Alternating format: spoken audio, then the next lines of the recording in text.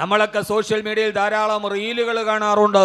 ഭാര്യയും ഭർത്താവും കൂടി, ഭർത്താവും ഭാര്യയും മക്കളും കൂടി, ആങ്ങളെയും പെങ്ങളും കൂടി അവർ റീലുകളിൽ സന്തോഷത്തോടെ അഭിനയിക്കുന്ന പുതിയ റീലുകൾ. 2 മിനിറ്റോ 3 മിനിറ്റോ നീണ്ടു നിൽക്കുന്ന ഒരു റീലുകളിൽ ഭാര്യയും ഭർത്താവും തമ്മിൽ അഭിനയിക്കുന്നത് കാണുമ്പോൾ ആയിരക്കണക്കിന്, ലക്ഷക്കണക്കിന്, മില്യൺ കണക്കിന് ഫോളോവേഴ്സ് ഉള്ളവർ ഭാര്യ ഭർത്താവിന് പൂച്ചൊണ്ട് കൊടുക്കുന്നു, പൂച്ചണ്ട് ഭർത്താവിന് ഭാര്യയ്ക്ക് കൊടുക്കുന്നു, അവരുടെ വെഡിങ് ആനിവേഴ്സറിക്ക് കേക്ക് മുറിക്കുന്നു, അവരങ്ങോട്ടും ഇങ്ങോട്ടും കെട്ടിപ്പുണരുന്നു, അവരെ ലോകത്തിലെ മാതൃകാ ദമ്പതികളായി അടയാളപ്പെടുത്തുന്നു. മിക്കവാറും നമ്മുടെ ഭാര്യമാരൊക്കെ ആ 2 മിനിറ്റ് റീല് കാണുമ്പോൾ നമ്മുടെ വാട്സപ്പിലേക്ക് അയച്ചു തരും അതിൻ്റെ ലിങ്ക്. അതിൻ്റെ താഴെ അവരെഴുതും, ഇത് കണ്ടുപഠിക്ക്. ഇതാണ് ഭാര്യയും ഭർത്താവും. മിക്കവാറും ഭാര്യമാർ അവരതാണ്, റീലുകളാണ് റിയൽ ലൈഫ് എന്ന് കരുതി പോകുന്നവർ. എൻ്റെ പ്രിയപ്പെട്ട സഹോദരങ്ങളെ, ഞാൻ പറഞ്ഞത് അതൊക്കെ വെറും നാട്യം മാത്രമാണ്. കഴിഞ്ഞ ആഴ്ച നാം കേട്ടത് നമ്മുടെ അടുക്കൽ നിന്ന് വെളിപ്പാടകലെ തിരുവനന്തപുരം ജില്ലയുടെ അങ്ങേയറ്റത്ത് പാറശാലയിൽ ധാരാളം ഫോളോവേഴ്സ് ഉള്ള ഒരു ഭാര്യയും ഭർത്താവും, സോഷ്യൽ മീഡിയയിലെ മാതൃകാ ദമ്പതികൾ, സ്നേഹത്തിന്റെ സ്വരൂപം ചാർത്തിയവർ, അവർ അവസാനം ഒരു റീല് ചെയ്ത് വിരഹത്തിന്റെ ഒരു ഗാനം പാടി. ആ റീൽ അവസാനിച്ചതിന് ശേഷം തൻ്റെ കൂടെ കെട്ടിപ്പിടിച്ച് അഭിനയിച്ച ഭാര്യയുടെ കഴുത്ത് ഞെരിച്ചു മുറിച്ചു കൊന്ന് ആ ഭർത്താവ് പിന്നീട് ആത്മഹത്യ ചെയ്തു. അവർ പോസ്റ്റ് ചെയ്ത റീലുകളുടെ താഴെ മാതൃകാ ദമ്പതികൾ എന്ന് ഫോളോവേഴ്സ് കമന്റ് എഴുതിക്കൊണ്ടിരിക്കുമ്പോൾ ഭാര്യയുടെ മൃതദേഹം വീടിന്റെ ഉള്ളിൽ അഴുകാൻ തുടങ്ങിയിട്ടുണ്ടായിരുന്നു. ഞാൻ പറഞ്ഞു വന്നത്, എന്നെ കേൾക്കാനെത്തുന്ന സഹോദരങ്ങളോട്, സഹോദരിമാരോട്, ആധുനിക ജീവിതത്തിന് അത്യാർത്തിയും നാനാർത്തിയും നമുക്ക് സമ്മാനിച്ച സമാധാനമില്ലായ്മയുടെ നടുവിലൂടെ നമ്മൾ നടന്നു പോകുമ്പോൾ എല്ലാത്തിനെയും അവസാനം മരിക്കലാണ് എന്ന് കരുതി അവൻ ആത്മഹത്യയിലോട്ട് കടന്നു പോകുന്ന ഒരു കാലത്ത് യഥാർത്ഥത്തിൽ ഡോക്ടർ ശിഹാബ് ഉമർ പറഞ്ഞതുപോലെ വർദ്ധിച്ചു വരുന്ന ആത്മഹത്യകളുടെ മുമ്പിൽ ഗവൺമെന്റ് കൗൺസിലിംഗ് നടത്തുന്നു, ക്ലാസുകൾ നടത്തുന്നു, മനുഷ്യനെ ജീവിതത്തിൽ പിടിച്ചു നിർത്താൻ പ്രേരിപ്പിക്കുന്നു. യഥാർത്ഥത്തിൽ ജീവിതത്തിൽ നിങ്ങൾ തളർന്നു പോയവരാണോ? ജീവിതത്തിൽ നിങ്ങൾ സങ്കടപ്പെട്ടവരാണോ? ജീവിതം അവസാനിക്കണമെന്ന് ആയുസ്സിൽ ഒരിക്കലെങ്കിലും നിങ്ങൾ ആഗ്രഹിച്ചവരാണോ? എന്നാൽ അല്ലാഹു സുബ്ഹാനഹു വ തആല പറയുന്നത്, ആത്മഹത്യയിൽ നിന്ന് രക്ഷപ്പെടാൻ, ഹൃദയത്തിന് സമാധാനം നൽകാൻ, ജീവിതത്തിന് ലക്ഷ്യബോധമുണ്ടാവാൻ, നിരാശയുടെ പടുകുടിയിൽ നിന്ന് തിരിച്ചു വരാൻ, ജീവിതത്തെ തിരിച്ചു പിടിക്കാൻ അള്ളാഹു പറയുന്നു, നിങ്ങൾക്ക് ഞാനൊരു വലിയ ഒരു അമൃതിനെ തന്നിട്ടുണ്ട്. ആ തന്ന അമൃത് ഏതെന്നറിയുമോ? ലോകത്തിലെ ഏറ്റവും ഭാരമുള്ള സാധനമാണത്. ലോകത്തിലെ ഏറ്റവും ഭാരമുള്ള വസ്തു ഏതാണ്? ഭൂമിയല്ല, ആകാശമല്ല, ഈ കാണുന്ന നക്ഷത്രങ്ങളും ഗാലക്സികളും ഒന്നുമല്ല. ലോകത്തിലെ ഏറ്റവും ഭാരമുള്ള ഒരു വസ്തുവിനെ നിങ്ങൾക്ക് ഞാൻ നൽകിയിട്ടുണ്ട്. ആ ലോകത്തിലെ ഏറ്റവും ഭാരമുള്ള വസ്തു, ഇന്നാ സനുൽഖി അലൈക ഖൗലൻ സഖീല ഇന്ന നാശിയതൽ ലൈലി ഹിയ അശദ്ദു വതാ വഅഖവമു ഖീല. അല്ലാഹു പറയുകയാണ്, ഇന്നാ പ്രവാചകരെ, സനുൽഖി അലൈക ഖൗലൻ സഖീല, ലോകത്തിലെ ഏറ്റവും ഭാരമുള്ള വാക്കുകളെ നിങ്ങൾക്ക് ഞാൻ അവതരിപ്പിച്ചു തരികയാണ്. ഏറ്റവും ഭാരമുള്ള ആ ആയത്തുകളെ നിങ്ങൾക്ക് ഞാൻ അവതരിപ്പിച്ചു തരുമ്പോ ആ ആയത്തുകൾ പാരായണം ചെയ്ത് പാതിരാവിന്റെ നിശബ്ദതയിൽ ഇന്ന നാശിയതൽ ലൈലി യഅശദ്ദു വഅഖവമു ഖീല, പാതിരാ സമയത്ത് എല്ലാവരും ഉറങ്ങിക്കിടക്കുന്ന സമയത്ത് ലോകത്തിലെ ഏറ്റവും ഭാരമുള്ള ആയത്തുകളെ നിങ്ങൾ പാരായണം ചെയ്ത് പാതിരാ സമയത്ത് ഖുർആൻ ഓതിയിട്ട് നിങ്ങൾ തഹജ്ജുദ് നിസ്കരിച്ചാൽ അതാണ് ഇന്ന നാശിയതൽ ലൈലി, പാതിരാവിലെ നിങ്ങളുടെ ആരാധനകൾ യഅശദ്ദു വതആ, അത് നിങ്ങൾക്കും മനക്കരുത്തിനെ വർദ്ധിപ്പിക്കുക തന്നെ ചെയ്യും. വഅഖവമു ഖീല, നിങ്ങളുടെ ജീവിതത്തെ പിടിച്ചു നിർത്താൻ പാതിരാവിലെ ഖുർആനിന്റെ പാരായണം മതിയാകുന്നതാണെന്ന് അല്ലാഹുവിന്റെ വിശുദ്ധ ഖുർആൻ. ആത്മഹത്യയിൽ നിന്നുള്ള ഒരേ തിരിച്ചു വരാനുള്ള ഒരു പോംവഴി ഇത് ഖുർആനാണ്. ഇന്ന നാശിയതൽ ലൈലി, ഞാൻ പറഞ്ഞ മനസ്സിലാവണില്ലേ? സമയം കുറവാണ്. അതുകൊണ്ട് തന്നെ ഞാൻ നിങ്ങളോട് ഒരു വലിയ വഴല് പറയാൻ വേണ്ടി ഒന്നും വന്നതല്ല. പക്ഷേ ജീവിതത്തിൽ സ്വസ്ഥതയില്ലാത്തവരോട്, നിരാശയിലോട്ട് പോയവരോട്, ജീവിക്കണ്ട എന്ന് തോന്നിയവരോട്, മരിക്കണമെന്ന് തോന്നുന്നവരോട് ഖുർആൻ പറയുകയാണ്, നിങ്ങൾക്ക് ജീവിക്കണോ? നിങ്ങൾക്ക് ജീവിക്കണോ? ഖുർആൻ മരണശേഷം പാരായണം ചെയ്യാനുള്ള ഒരു ഗ്രന്ഥം മാത്രമല്ല, പാരായണം ചെയ്യുന്നത് കൊണ്ട് പ്രതിഫലം ലഭിക്കുക തന്നെ ചെയ്യും, അതിൽ തർക്കവുമില്ല. എന്നാൽ ഖുർആൻ മരണശേഷം മാത്രം പാരായണം ചെയ്യാനുള്ളതൊന്നല്ല, അത് ചെയ്താൽ പ്രതിഫലം ലഭിക്കാൻ തർക്കമില്ല. പിന്നെ ഈ ഖുർആൻ സംസാരിക്കുന്നത് ആരോടാണ്? ഖുർആൻ സംസാരിക്കുന്നത് ജീവിച്ചിരിക്കുന്നവരോടാണ്, ജീവിതത്തിനോടാണ് സംസാരിക്കുക. ലിയുൻദിറ മൻ കാന ഹയ്യാ ലയുൻദിറ മൻ കാന ഹയ്യാ. ഈ ഖുർആനെ ഞാൻ അവതരിപ്പിച്ചത് ജീവിച്ചിരിക്കുന്നവർക്ക് മുന്നറിയിപ്പ് നൽകുവാനാണ്. സഹോദരങ്ങളെ, സഹോദരിമാരെ, എല്ലാ പ്രയാസങ്ങളുമുള്ള ഒരു കാലത്ത്, എല്ലാ സങ്കടങ്ങളുടെ കാലത്ത് ജീവിതം അവസാനിക്കാൻ 1000 കാരണം നമ്മളെ തേടിയെത്തുമ്പോ അവസാനിക്കാൻ കഴിയാത്ത വിധം ജീവിതത്തെ പിടിച്ചു നിർത്താൻ, നിങ്ങളുടെ ഹൃദയത്തിന് മനക്കരുത്ത് നൽകാൻ, ഭാര്യയുമായി വഴക്കിടുമ്പോ, മക്കളുമായി പിണങ്ങുമ്പോ, പ്രിയപ്പെട്ട മോള് വീട് വിട്ടിറങ്ങുമ്പോ, കച്ചവടത്തിൽ പരാജയം വരുമ്പോ, കടബാധ്യതകൾ വല്ലാതെ തലയുടെ മുമ്പിൽ ഇങ്ങനെ വല്ലാതെ നിൽക്കുന്ന നേരത്ത് നിങ്ങളുടെ ഹൃദയത്തിന് ശാന്തി കിട്ടുന്നില്ലെങ്കിൽ ആ സമാധാനത്തിന്റെ വഴിയായിട്ട് അല്ലാഹു പറഞ്ഞത് വിശുദ്ധമായ ഖുർആനിനെ നിങ്ങൾ പാരായണം ചെയ്യണം. വിശുദ്ധ ഖുർആനിനെ നിങ്ങൾ പാരായണം ചെയ്യണം. ആ പാരായണമാണ് ജീവിതത്തെ തിരിച്ചു പിടിക്കാനുള്ള വഴി. അല്ലാഹു നമുക്ക് തൗഫീഖ് നൽകട്ടെ. ആമീൻ പറയും മനുഷ്യന്മാരെ. ഞാൻ വേറൊരു ആസ്ട്രോണമിയോ ജോഗ്രഫിയോ ഒന്നും പറയുന്നില്ല. ഏറ്റവും പ്രധാനപ്പെട്ടത് ഖുർആൻ പാരായണം ചെയ്യലാണ്. ഒന്ന് രാത്രിയിൽ, പിന്നെ ഖുർആൻ പാരായണം ചെയ്യേണ്ട 2 സമയമുണ്ട്. ഒന്ന് രാത്രി, ഇന്ന നാശിഅത്തൽ ലൈലി, രാത്രിയിൽ ഖുർആൻ ഓതിയിട്ട് നിങ്ങൾ വല്ലാതെ നിങ്ങൾ ഖുർആൻ ഓതി നിസ്കരിച്ചോളൂ. അപ്പോൾ കിട്ടുന്ന ആത്മവിശ്വാസം, ഒരു സെൽഫ് കോൺഫിഡൻസ് ആ സമയത്ത് ലോകത്ത് വേറൊരാൾക്ക് തരാൻ പറ്റില്ല, ഒരു ക്ലാസ്സിനും തരാൻ പറ്റില്ല. രാത്രിയിൽ എല്ലാവരും ഉറങ്ങി, എല്ലാവരും നിശബ്ദമാണ്. നിരാശയുണ്ടോ ജീവിതത്തിൽ? കാസർഗോഡ് തന്റെ ഉപജീവന മാർഗമായ ഓട്ടോറിക്ഷ പിടിച്ചുകൊണ്ടുപോയ പോലീസ് ഉദ്യോഗസ്ഥൻ തിരിച്ചു കൊടുക്കാൻ 4 ദിവസം വൈകിയപ്പോ ആ പാവപ്പെട്ട 60 വയസ്സുകാരൻ കണ്ട വഴി ആത്മഹത്യ ചെയ്യലാണ്. അദ്ദേഹമാണെങ്കിലോ കാസർഗോഡ് ടൗണിലെ പള്ളിയിൽ 5 നേരത്തെ ജമാഅത്തായിട്ട് നിസ്കരിച്ച ആളാ. ഞാൻ അങ്ങനെയൊന്നും ചിന്തിക്കില്ല എന്ന് കരുതണ്ട. എപ്പോഴാ ഇത് കൈവിട്ടു പോണെന്ന് പറയാൻ പറ്റില്ല. അത്രമേൽ ദുർബലമാണ് നമ്മുടെ മനസ്സ്.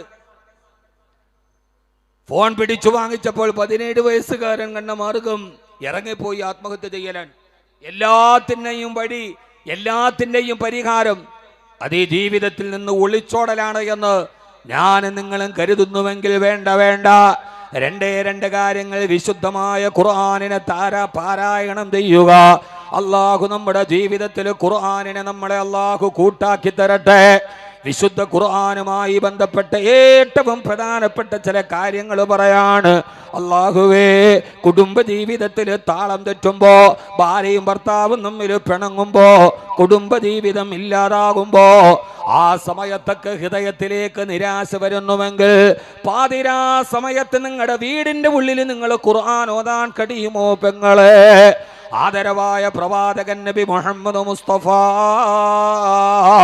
സല്ലല്ലാഹു അലൈഹി വസല്ലമ ഹബീബായ നബി തങ്ങളുടെ മനോഹരമായൊരു രാത്രിയെ കുറിച്ച് ആയിഷ റളിയല്ലാഹു തആല വിവരിക്കുന്നിടത്ത് ആയിഷ റളിയല്ലാഹു തആല പറയാ, ഒരു പാതിരാ സമയത്ത് ഈത്തപ്പന മരത്തിന്റെ ഓല കൊണ്ടുണ്ടാക്കിയ ഞങ്ങളുടെ കുടിലിൽ ഞങ്ങൾ 2 പേരും ചേർന്ന് കിടന്നുറങ്ങുന്ന നേരം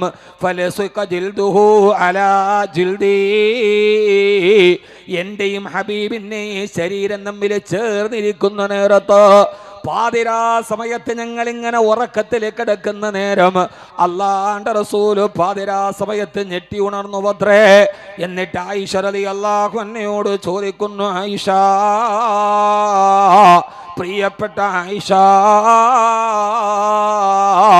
എന്നെ ശ്രവിക്കുന്ന പ്രിയപ്പെട്ട സഹോദരങ്ങളോട് സഹോദരിമാരോട് ഏറെ പറയാനുള്ള സമയമില്ലെങ്കിലും പ്രവാചക ജീവിതത്തിന്റെ പ്രഫുല്ലമായ പ്രതലങ്ങളിൽ അല്ലാഹു നമുക്ക് നൽകിയ തിരുദൂതരുടെ ജീവിതത്തിന്റെ ഒരു വലിയ ആശയമാണിത്. ഹബീബായ നബി തങ്ങൾ ചോദിക്കുന്ന, ആയിഷ, പാതിരാ സമയത്ത് എനിക്ക് എൻ്റെ അല്ലാഹുവിന്റെ അടുക്കൽ പോയിട്ടും ഇബാദത്ത് ചെയ്യണമെന്ന് ആഗ്രഹമുണ്ട്. നീ എനിക്ക് അനുവാദം തരുമോ ആയിഷ?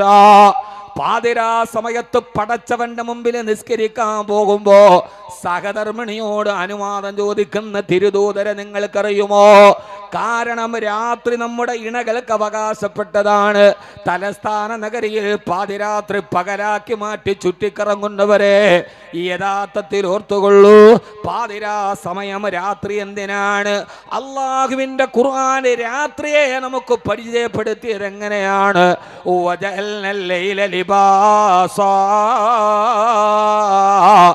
രാത്രിയെ നിങ്ങൾക്ക് ഞാൻ വസ്ത്രമാക്കി തന്നിരിക്കുകയാണ്. മൂടി പുതച്ച് ഉറങ്ങേണ്ട സമയമാണ് രാത്രി. അള്ളാഹു നൽകിയ ഘടനകൾക്ക് വിപരീതമായി പോയാൽ അത് നമ്മുടെ ആരോഗ്യത്തെ ബാധിക്കുമെന്നുള്ളത് പുതിയ കണക്കുകളാണ്. പകല് രാത്രി ഉറങ്ങാനുള്ളതാണ്.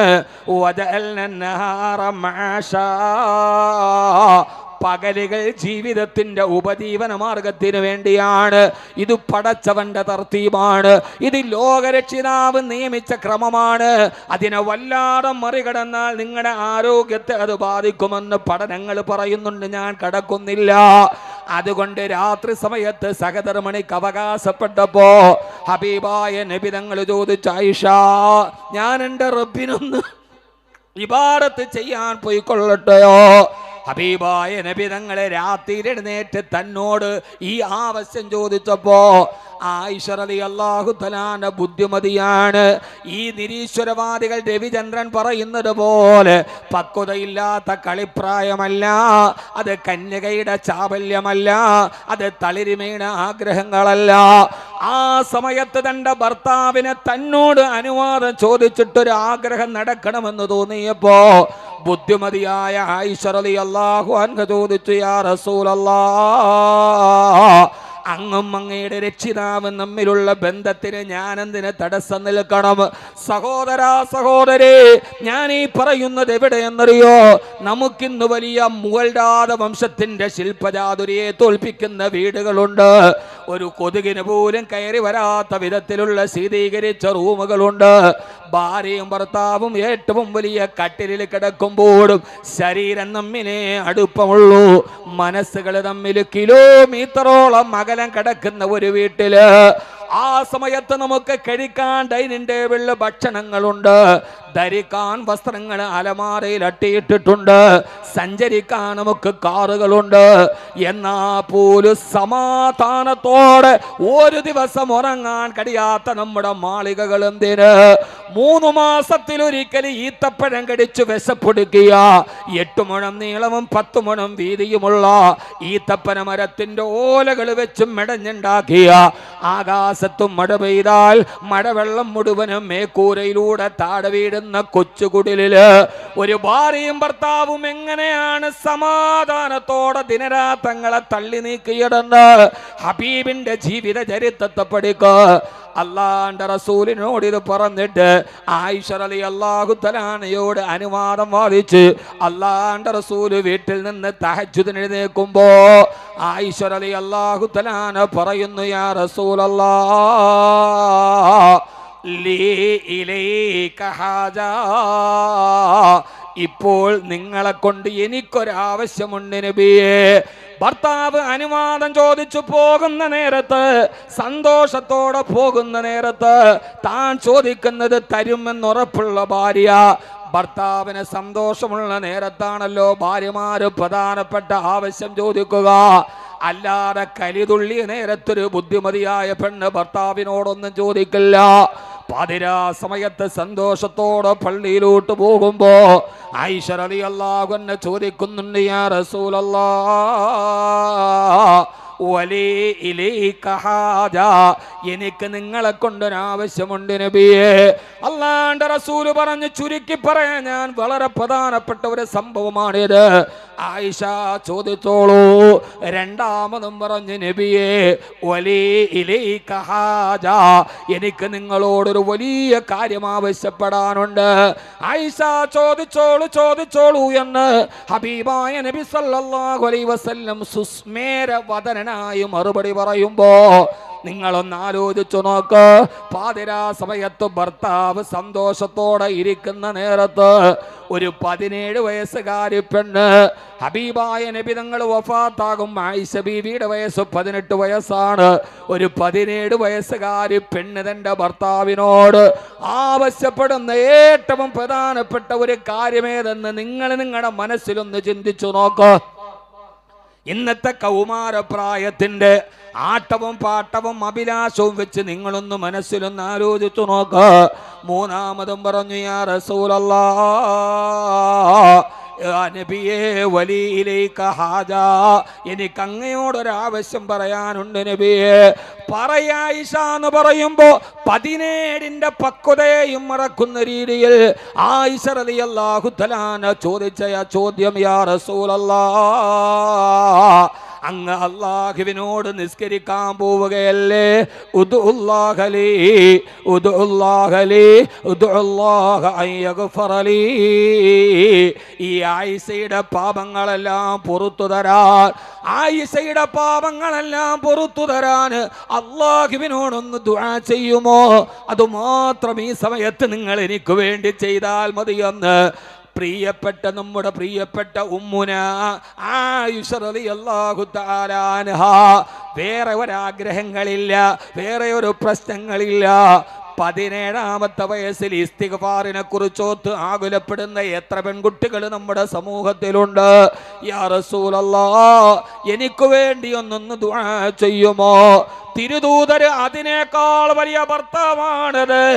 ആ സമയത്ത് തന്റെ പ്രിയപ്പെട്ട ഭാര്യയുടെ മുമ്പിൽ നിന്ന് ആകാശത്തേക്ക് കൈകൾ ഉയർത്തിയിട്ട് ഹബീബായ നബി തങ്ങൾ ദുആ ചെയ്തു, അല്ലാഹുവേ, അല്ലാഹുമ്മ ഗ്ഫിർ ലി ആയിഷ, അല്ലാഹുമ്മ ഗ്ഫിർ ലി ആയിഷ, അല്ലാഹുവേ എൻ്റെ ആയിഷയ്ക്ക് പുറത്തു കൊടുക്കണേ, എൻ്റെ ആയിഷയുടെ പാപങ്ങൾ മാപ്പാക്കി കൊടുക്കണേ. ലോകചരിത്രത്തിലെ മനോഹരമായ ജീവിതം കണ്ടുപഠിച്ച, വീട്ടിൽ കഴിക്കാൻ ഭക്ഷണമില്ല, കുടിക്കാൻ വെള്ളമില്ല, കിടന്നുറങ്ങാൻ ഒരു വീടില്ല, പരീക്ഷണങ്ങളുടെ കനൽപഥങ്ങളിലൂടെ കടന്നു പോയിട്ട് ആ കുടുംബം സ്വർഗത്തെ നേടിയ ജീവിത ചരിത്രമാണിത്. അല്ലാഹു നമ്മുടെ ഭാര്യമാരെ, നമ്മുടെ പെൺമക്കളെ അല്ലാഹു സാലിഹീങ്ങളാക്കി തരട്ടെ. ആമീൻ യാ റബ്ബൽ ആലമീൻ. ആയിഷ ബീവിക്ക് ചോദിക്കാൻ ധാരാളം ആവശ്യങ്ങളുണ്ട്, പരിമിതികളുണ്ട്, പട്ടിണികളുണ്ട്. പട്ടിണികളും പരിമിതിയും പരിദേവനവും പരിതാപവും പരിതിലംഘിക്കുമ്പോഴും പാരിലെ സുഖമല്ല, പരലോകമാണ് പരികരണീയമെന്ന് കരുതി പാതിരാത്രിയിൽ പടച്ചവനോട് പതിതയെപ്പോലെ പൊട്ടിക്കരഞ്ഞു പോയ ബഹുമാനപ്പെട്ട ബീവി ആയിഷ റളിയല്ലാഹു തആല അൻഹാ.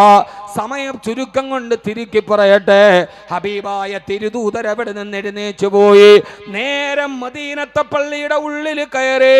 ഹബീബായ നബി തങ്ങൾ അവിടുത്തെ തൂക്ക് വിളക്ക് മെല്ലെ ഒന്ന് കത്തിച്ചു വെച്ചു. എന്നിട്ട് ഒളു എടുത്തിട്ട് അല്ലാഹുവിന്റെ റസൂൽ ആദ്യത്തെ റക്അത്തിൽ ഫാത്തിഹ ഓതി, ആദ്യത്തെ റക്അത്തിൽ സൂറത്തുൽ ബഖറ മുഴുവനും പാരായണം ചെയ്തു.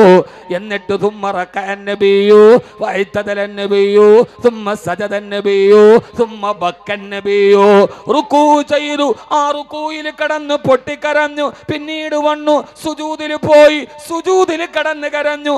ആയിഷ റളിയല്ലാഹു അൻഹ പറയുന്നുണ്ട്, ചുട്ടുപഴുത്ത് കിടക്കുന്ന ചീനച്ചട്ടിയിൽ വെള്ളമൊഴിച്ചാൽ ഏത് ശബ്ദം കേൾക്കുമോ ആ ശബ്ദത്തിലാണ് എൻ്റെ ഭർത്താവെന്ന് സുജൂദിൽ കിടന്ന് കരഞ്ഞത്. രണ്ടാമത്തെ റക്അത്തിലേക്ക് എഴുന്നേച്ചു വന്നു, ഫാത്തിഹ ഓതിയിട്ട് രണ്ടാമത്തെ റക്അത്തിൽ സൂറത്തു ആല ഇമ്രാൻ പാരായണം ചെയ്തു. ആദ്യത്തെ റക്അത്തിൽ സൂറത്തുൽ ബഖറ, രണ്ടാമത്തെ റക്അത്തിൽ സൂറത്തു ആല ഇമ്രാൻ. നമ്മുടെ 60 വർഷത്തെ ജീവിതത്തിന്റെ ഇടയിൽ നമുക്കങ്ങനെ 2 റക്അത്ത് നിസ്കരിക്കാൻ പറ്റുമോ? നിസ്കരിച്ചിട്ട് ഖുർആൻ ഓതിയാൽ ആത്മഹത്യയിൽ നിന്ന് തിരിച്ചു വരുമോ? വരും സഹോദരാ, വരും സഹോദരി, ജീവിതത്തിന്റെ സങ്കടം മാറും. പക്ഷേ ആ നിസ്കാരമാവണം. സല്ലു കമാ റഅയ്തുമൂനി ഉസല്ലി, ഞാൻ നിസ്കരിച്ചതുപോലെ നിങ്ങൾ നിസ്കരിക്കണം. അങ്ങനത്തെ നിസ്കാരവും ഖുർആനുമായാൽ ആ നിസ്കാരമാണ് ഇന്ന നാശിഅത്തൽ ലൈലി യശദ്ദു വതുആ ആ 2 റക്അത്ത് നിസ്കരിച്ചിട്ട് സലാം വീട്ടിയാൽ നമ്മുടെ ശരീരത്തിന്, ഹൃദയത്തിന് ആത്മബലം കൂടും. എല്ലാ നിരാശകളും പമ്പ കടക്കും. അല്ലാഹുവിലേക്ക് നമ്മൾ അടുത്ത് കഴിയും. 2 റക്അത്ത് കഴിഞ്ഞ് ഹബീബ് സുജൂദിൽ കിടന്ന് കരയുമ്പോ പ്രഭാതം പൊട്ടിവിടരാറായി. മദീനത്തെ പള്ളിയിൽ സുബഹിന്റെ ബാങ്ക് കൊടുക്കാൻ സയ്യിദുനാ ബിലാൽ റളിയല്ലാഹു തആല കടന്നു വന്നപ്പോ എങ്ങനെയാണ് ഓതേണ്ടത്, എങ്ങനെയാണ് നിസ്കരിക്കേണ്ടത്? എൻ്റെ സഹോദരി, ബിലാൽ റളിയല്ലാഹു അൻഹു നോക്കുമ്പോ അല്ലാഹുവിൻ്റെ റസൂൽ കരയുകയാണ്. മല്ലദീ യബ്കാക യാ റസൂലല്ലാഹ്, എന്തിനാണ് നബി അങ്ങ് കരയുന്നത്? എന്തിനാണ്? അല്ലാഹുവിൻ്റെ റസൂൽ പറഞ്ഞു, ബിലാലെ എങ്ങനെയാണ് കരയാതിരിക്കുക? ഇന്നലെ രാത്രിയിൽ ഞാൻ എൻ്റെ വീട്ടിൽ കിടന്നുറങ്ങുമ്പോ ആകാശ ലോകത്ത് നിന്ന് ജിബ്രീൽ അലൈഹിസ്സലാത്തു വസ്സലാം വന്ന് വിശുദ്ധ ഖുർആന്റെ ആയത്തുകൾ എനിക്ക് അവതരിപ്പിച്ചു തന്നു.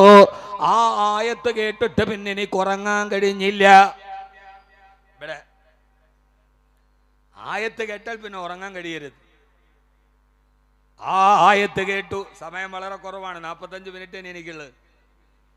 ആയത്ത് കേട്ടിട്ട് പിന്നെ ഉറക്കമില്ല. ഈ ഏതാണ് ആയത്തെന്നറിയോ? സൂറത്തുൽ ബഖറയുടെ ആയത്താണത്. എന്നിട്ട് ബിലാൽ റളിയല്ലാഹു അൻഹുവിന് ആയത്തുകൾ ഓതി കൊടുത്തു. ഇന്ന ഫീ ഖൽഖിസ് സമാവാതി വൽ അർളി വഖ്തിലാഫിൽ ലൈലി വൻ നഹാരി ലആയാതിൻ ലിഉലിൽ അൽബാബ് الذين يذكرون الله قياما وقعودا وعلى جنوبهم ويتفكرون في خلق السماوات والأرض ربنا ما خلقت هذا باطلا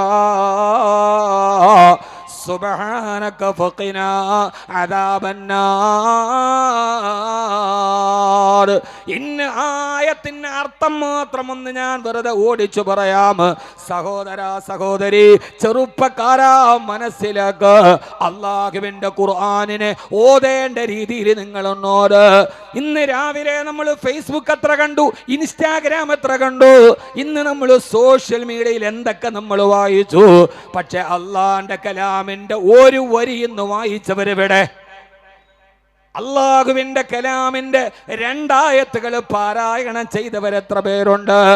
വാട്സപ്പ് എടുത്തു നോക്കിയാൽ അവസാനം നോക്കിയ ലാസ്റ്റ് സീൻ 5 minutes ago. ഫേസ്ബുക്കിലേക്ക് നോക്കിയാൽ ലാസ്റ്റ് സീൻ 10 minutes ago. ഇൻസ്റ്റയിൽ നോക്കിയാൽ 5 minutes ago. എല്ലാത്തിലും 10 മിനിറ്റ് മുമ്പ്, 5 മിനിറ്റ് മുമ്പ്. എന്നാൽ ഖുർആൻ എടുത്തു നോക്ക്, ലാസ്റ്റ് റമളാന്, അവസാനത്തെ റമളാനിൽ കണ്ടതാണ് ലാസ്റ്റ് സീൻ. പിന്നീട് നമ്മളത് കണ്ടിട്ടേ ഇല്ല. ഇനി അടുത്ത റമളാനാവണം നമ്മൾ എത്തണമെങ്കിൽ സഹോദരാ, ഖുർആൻ എടുത്തു നോക്ക്, ലാസ്റ്റ് സീൻ, ലാസ്റ്റ് റമളാൻ. റമളാനിൽ മാത്രമല്ല, ഇത് റമളാനിൽ മാത്രം ഓതാനുള്ളതല്ല. ഇത് മരിച്ചവന്റെ തലക്കമ്പാത്ത് മാത്രം ഓതാനുള്ളതല്ല. പിന്നെ ഈ ഖുർആൻ എപ്പോഴോതാനുള്ളതാണ്? ഓതണം സഹോദരാ. പാതിരാത്രിയിൽ എല്ലാവരും കിടന്നുറങ്ങിയിട്ട് ഈ തെങ്ങിന്റെ പന പോലും മനങ്ങാതിരിക്കുന്ന നേരത്ത് കട്ടിലിൽ കിടക്കുന്ന ഭാര്യ കൂർക്കം വലിച്ചുറങ്ങുമ്പോ ആരും അറിയാതെ എഴുന്നേൽക്കണം. ഒളുവെടുത്തിട്ട് അല്ലാഹുവിന്റെ മുമ്പിൽ ഈ ആയത്തോതണം. പെങ്ങളെ, ഭർത്താവ് കട്ടിലിൽ കിടന്നുറങ്ങട്ടെ. പാതിരാ സമയത്ത് ഇന്ന നാശിഅത്തൽ ലൈലി, രാത്രിയിൽ നീ ഒന്ന് ഹൃദയം തുറന്നോതി നോക്ക്. നിന്റെ ഹൃദയത്തിന് കാഠിന്യമുണ്ടായി. എല്ലാ പ്രയാസങ്ങളെയും നീ മറികടക്കും. എല്ലാ സങ്കടങ്ങളും മറന്നുപോകും. എല്ലാ ആവലാദികളും മറന്നുപോകും. ഖുർആന്റെ മാധുര്യത്തിലേക്ക് നീ ലയിച്ചു പോകും. അല്ലാഹു നമുക്കതിന് തൗഫീഖ് നൽകട്ടെ. പാതിരാവിന്റെ നിശബ്ദതയിലും മദീനത്തെ പള്ളിയിലിരുന്ന് ഹബീബ് ഓതുകയാണ് സല്ലല്ലാഹു അലൈഹി വസല്ലം. ഇന്ന ഫീ ഖൽഖിസ് സമാവാതി വൽ അർളി, ആകാശഭൂമികളുടെ സൃഷ്ടിപ്പിലുണ്ട്. രാത്രിയിൽ നട്ടപ്പാതിരക്ക് സെൻട്രൽ മസ്ജിദിൽ വന്നിട്ട് രാത്രിയിൽ ഓതുക. ആകാശ ഭൂമികളുടെ സിട്ടിപ്പിലുണ്ട്. സ്വർഗത്തെക്കുറിച്ചല്ല, നരകത്തെക്കുറിച്ചല്ല, മഹിഷറയിലല്ല. കേവലം 1000 സ്ക്വയർ ഫീറ്റ് മാത്രം വരുന്ന ഞാൻ ഈ പ്രസംഗിക്കുന്ന ഈ ഒരു സ്റ്റേജ് ഉണ്ടല്ലോ, അതൊന്ന് നാട്ടി നിർത്താൻ സംഘാടകർക്ക് 10 തൂണുകൾ കൊടുക്കേണ്ടി വന്നു. പക്ഷേ ഞാനൊന്ന് ചോദിക്കട്ടെ, ഈ പ്രപഞ്ചത്തെ മുഴുവനും ചൂഴ്ന്നു നിൽക്കുന്ന 7 ഭൂഖണ്ഡങ്ങളെ, അറ്റ്ലാന്റിക്കിന്, ആർട്ടിക്കിന്, ഇന്ത്യൻ മഹാസമുദ്രത്തെ, അറബിക്കടലിന്, പസഫിക് മഹാസമുദ്രത്തെ, സപ്തഭൂഖണ്ഡങ്ങളെ, ഏഷ്യയെ, യൂറോപ്പിനെ, ആഫ്രിക്കൻ വൻകരയെ, ഈ കാണുന്ന സഹാറ മരുഭൂമിയെ, ആമസോൺ കാടുകളെ, ഇന്ത്യ രാജ്യമടക്കമുള്ള എത്രയെത്ര രാജ്യങ്ങളെ, ഇതിനെയെല്ലാം മേലാ പൊരുക്കി വെച്ചിരിക്കുന്ന ഈ കാണുന്ന ജീവജാലകങ്ങൾക്ക് തണലേകുന്ന ആകാശമെന്ന മേൽക്കൂരയില്ലേ, ആ മേൽക്കൂരയെ താങ്ങി നിർത്തിയിരിക്കുന്നവരാരാ? സഹോദര, ശൂന്യതയിൽ നിന്ന് ഭസ്മമെടുക്കുന്ന ദൈവങ്ങളാണോ? മനുഷ്യാവതാരങ്ങളാണോ? യുക്തിവാദികളാണോ? ആരാണ് ഈ ആകാശത്തെ താങ്ങി നിർത്തിയത്? മറുപടി പറയാൻ വിശുദ്ധ ഖുർആനെ കഴിയോ? അല്ലാഹുല്ലദീ റഫഅ സമാവാതി ബിഗൈരി അമദിൻ തറൗനഹാ. നിങ്ങൾക്ക് നോക്കിയാൽ കാണാൻ കഴിയാത്ത തൂണുകൾ കൊണ്ട് ഈ ആകാശത്തെ താങ്ങി നിർത്തിയിരിക്കുന്നത് ഞാനാണ്. രാപ്പകലുകളുടെ വ്യതിയാനങ്ങളിലുണ്ട്. രാത്രി വരേണ്ട സമയത്ത് പകല് വരില്ല, സൂര്യൻ ഉദിക്കേണ്ട സമയത്ത് ചന്ദ്രൻ വരികയില്ല, ചന്ദ്രന്റെ സമയത്ത് സൂര്യൻ വരികയില്ല. ആരാണിതിനെ നിയന്ത്രിക്കുന്നതാരാ? ജോ ചാന്ദ് സൂരജ് ബേപാഗ് താരേ കഹത്തെ ഹെ മുജ്സേ സാരേ സാരേ അൽ ഹുക്മു ലില്ലാഹ് വൽ മുൽക്കു ലില്ലാഹ്. ഈ സൂര്യനും ചന്ദ്രനുമൊക്കെ അള്ളാഹുവിന്റെ വഴിപ്പെടുന്ന അടിയാളുകളാണ്. ഇങ്ങനെ രാത്രിയിലൂടെ ചിന്തിച്ചു കഴിഞ്ഞാൽ